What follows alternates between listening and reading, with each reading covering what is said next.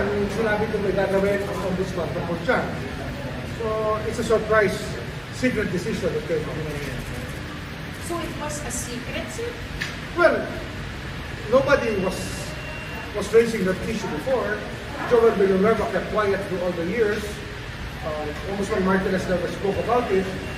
Di ba parang secret decision siya? Alam niyo ba yun? Did you know about it? Nobody knows about it. Sabi po ni Senator Villanueva, sabi ni Dr. Sir na dismissal ng doktor ay harassment and fake news daw po. Well, harassment is not harassment. It's something that everybody thinks to be still valid. That can turn out to be not valid anymore due to a secret decision. Dapat kasi, hindi naman na-publish yan, hindi yan nilabas. Nobody knew about it. Kahit sa celebrities pa, hindi nila alam yan. Even dito sa hindi know about it. Ngayon lang nila nilabas. So don't you call that a secret decision? But sir, what about the people near the ombudsman's office? Siyempre, alam din dapat nila yan, sir. Exactly. Nobody was raising any issue about this before this. Hindi ko alam eh. Basta it's a very mysterious decision. Kasi nga, it's a public interest decision. He ran for public office, he was elected senator. So it's a very newsworthy thing.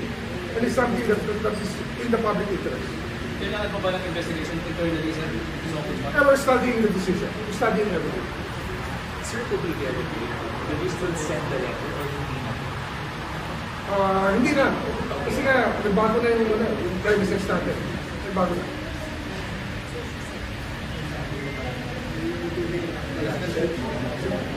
Teka, ano na? Thank you. Okay. There is no evidence on record na yung pera na tanggap ng Buhay Party List ay napunta kay Senator Joel Villanueva. I dismissed both cases, criminal and administrative cases.